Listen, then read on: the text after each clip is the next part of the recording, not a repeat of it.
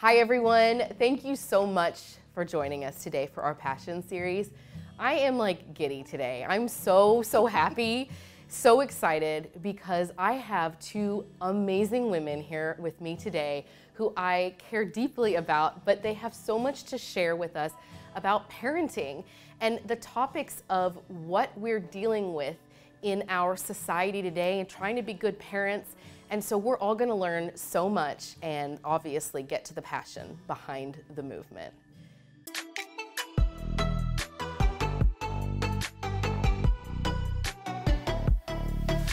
And I'm so glad you guys are here. They are a part of the Akiba Academy family. Jordana is the director of early childhood. And Dorit is in response to the curriculum. And I'm gonna let them tell you a little bit about their exact positions because that was a tongue twister as well, and I didn't quite get it all. Jor, can you tell everybody a little bit about you and what you do here? Yes, so I am the early childhood director, and so I am here to bring the Akiba Academy Early Childhood Program to life through the children, the families, and the teachers, and really run the day-to-day task of running an early childhood program. And I do that right alongside my best friend, Dorit Schonbrunn. And I am the Early Childhood Pedagogical Coordinator, which means that I support Jordana's vision, and I do that by supporting the teachers with doing real-time coaching and mentoring and helping be a support to the parents and the children, and just overall move her vision forward. The school is very lucky to have you both. Thank you. Very really lucky. lucky. We feel blessed to be here. Yes, Yeah. we do. So Jordana, we are living in such a different society right now. Actually, it can be a little bit even frightening to be a parent right now. What are you seeing as like the unique challenges that exist for our society? Yeah. So, Carrie, I have to just say that I think back to when you and I were growing up, and we could play for endless hours of time, and nothing could stop us from just playing and creating and just being just in the fun. Yeah. And so it's just a very different world today. So today, our children are living very overscheduled, overindulgent, disconnected lives. And it doesn't matter if you are growing up in poverty or if you are growing up in affluence. This is just part of our society every day, all the time. And this is it's not unique to any one culture or part of the world. It is just, it's what's happening today. And I also want to just say that I have the opportunity to network with other early childhood directors, other educators, professionals in the field, and this is not unique to Dallas, Texas. This is everywhere. So what's happening is that our children are not being allowed to feel those feelings of discomfort, those feelings of relationship connections, and therefore what's happening is that at the expense of wanting to make them feel happy all the time, we are not allowing them to feel things like discomfort, to try to handle their big feelings, and go through the pain. Yes, exactly. Go through the pain to get to the other side. Exactly. Yeah, exactly. which is endless, and it goes on for your whole life. So exactly. I see that. Yes. So Dorit, what is the passion behind the movement? So tell me a little bit more about, you know, your stake in this. I know I speak for both of us when I say that our passion comes from our desire for all children and parents to live their lives optimally. And what we have been hearing and what we've seen happen over the years is that the opposite is what's happening. People are not living their best lives, and it breaks our hearts because we are so passionate about the growth and development of children. And now there's so much brain research available, and we want to use that and make it accessible to parents and even to children, because we do teach children about their brain and how it works, and we want to use that information to empower everybody so that they can live functional, productive lives. And then end up being truly happy. Tell us a little bit about the problem that you're looking to solve. We found that the only way we can help our children is by helping the adults in their lives. In our early childhood program, we use a philosophy called conscious discipline, and its creator is Dr. Becky Bailey, and she has a quote that we love to use, which is, "You cannot teach skills you don't have." So as adults, whether you are a parent, a teacher, a grandparent, aunt, uncle, cousin, if you are not modeling these skills of emotional competence and coping skills, you cannot expect your child to have it. And we want to give all these adults those skills so that their children can learn from them. If you can't handle it when you don't get the parking space you want, or when your child doesn't get the grade that you were hoping they would get, then there's no way you can expect your young child or teenager or adult child to handle it when they don't get the toy they wanted or the play date they wanted. Tell us about the impact that you're hoping to make. So we are hoping to help parents find the balance of meeting the demands of today's society with meeting the demands of just basic human nature. Do you have any parenting tips that you can help? Like something that we can take with us? Yes, I do. That might help us today. I do. I'd like to share just a couple things. I mean, I could go on and on and on, but two things that I feel are just immediate things that can be practiced at home right away. One is connection. Connect with your children. Have time in your day where it is tech-free time, the phones are put away, you have the opportunity to really connect with each other. And I would specifically like to suggest that making sure that drop-off time and pick-up time for school is a tech-free time. Keep your phones down. When you are greeting your children at the carpool line, in their cars, in your car, make eye contact with them. Tell them, "I'm so happy to see you." And tell funny jokes with each other and have fun together.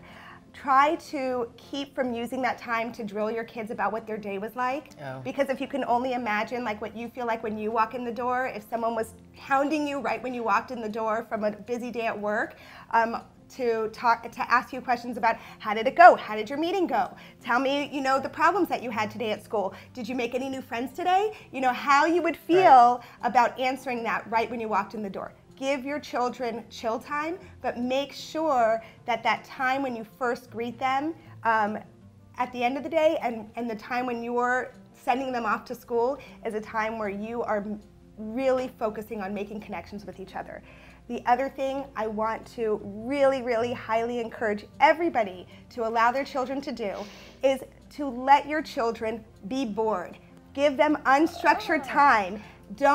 Every afternoon does not need to be scheduled with an after-school activity. My favorite thing that my children would come to me and ask me, now they're a little old, they're older now, but when they were little and they would come to me and they would say, "Mommy, I'm bored," I would say, "That's amazing, what are you gonna do?" And they would have to figure out what to do with that time. And that is time that they won't get back, but it's time that is gonna allow them to really get creative, feel uncomfortable a little bit.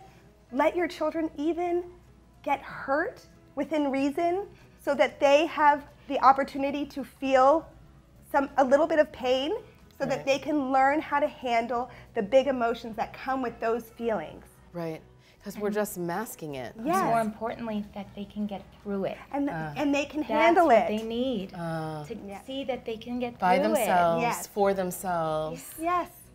Yeah. No, that's huge. I can totally see that. When we were younger, there was no such thing as being bored. And we were together a lot. Yeah. But we were so imaginative. Like, as you said that, and it really brought me back. Like, I'm picturing us in the library doing our dances, Yes. putting on our plays. Yes. Yes, we'd make our parents watch them, but they'd make us practice them for hours Right. first. And there was no time to get bored because we had to be creative. It's true, I don't see that in my children anymore. It's like non-existent. We have to give them the opportunity to get creative in that way that we used to get creative when we were kids. Right, right. Get creative. What do you think it is like parenting your own children versus teaching others how to parent their own kids? And is it a lot of pressure? You know, it's interesting that Jordana and I, we talk about this a lot, and we make no bones about our parenting struggles. We share with parents regularly, whether it's in our parenting class or just in the hallways at school, that we have both had struggles personally as parents. And we tell them, we are so open about it because we want them to know that it's real. And in fact, if you are not having parenting struggles, at best, you're doing it wrong. And at worst, you're not doing it at all. You know, we want you to struggle and know that it is okay and we all go through it.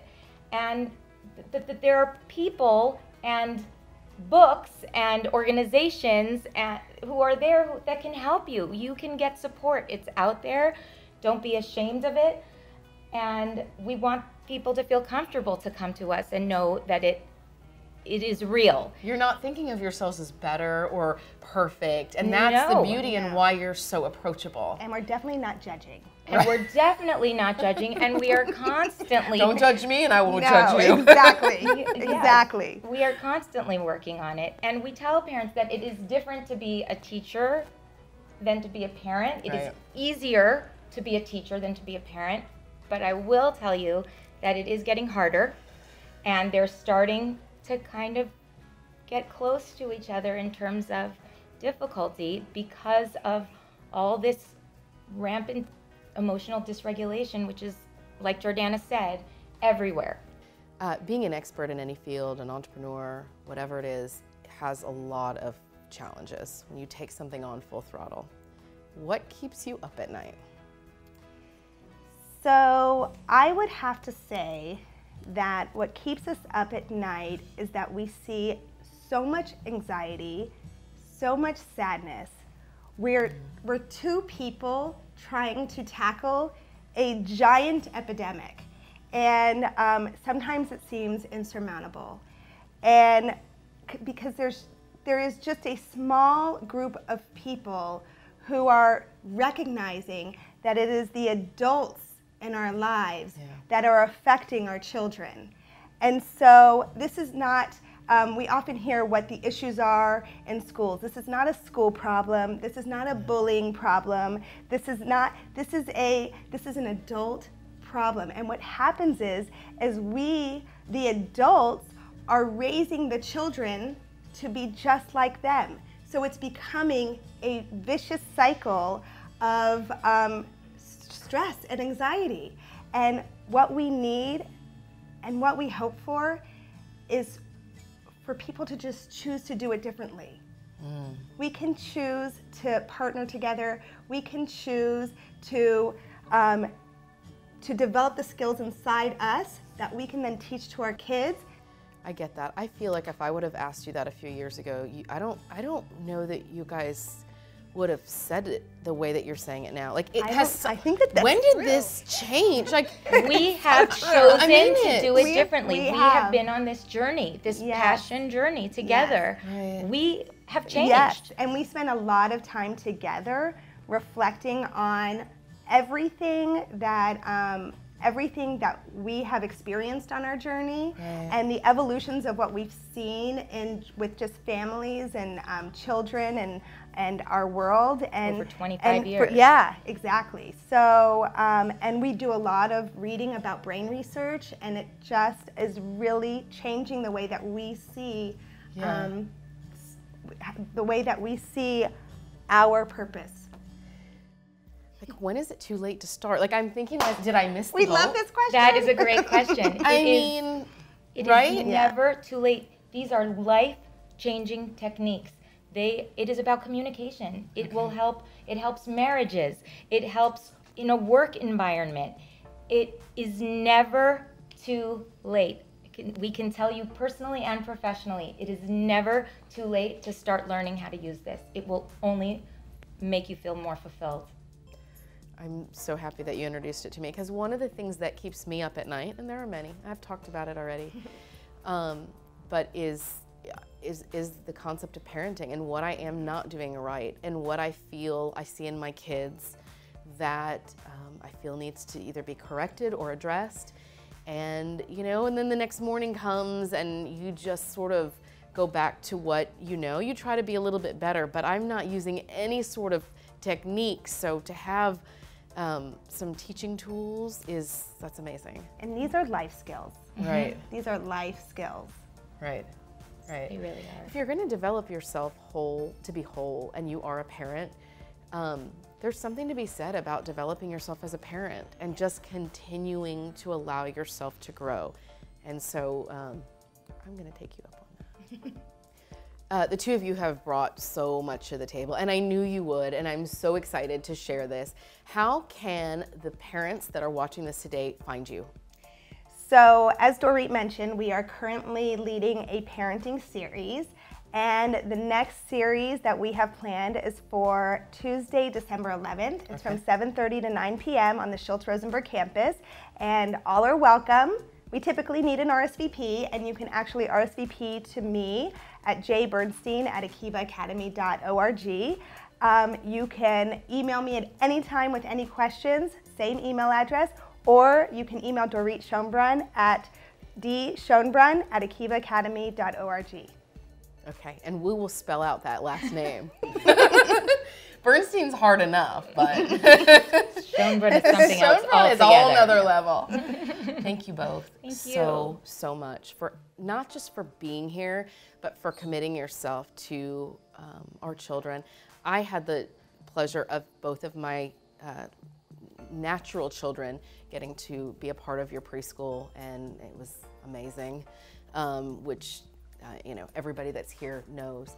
But the fact that you're taking it to the next level and approaching this problem is just huge. And I, from the bottom of my heart, thank you. I will be there December 11th, and I will read those books, and I will do anything you tell me to do, because the one thing that I know is to follow the experts when you don't know. And these are the experts. When it comes to parenting, when it comes to the skills that we need, you cannot find people that know more than these two ladies. I really encourage you to reach out to them. They're amazing, amazing people, and they will be amazing impacts and influences in your life. Thank you so much for being here. Thank you so much. Thank you. I appreciate it. Thank you. Awesome. That was great. Thank you. That was great.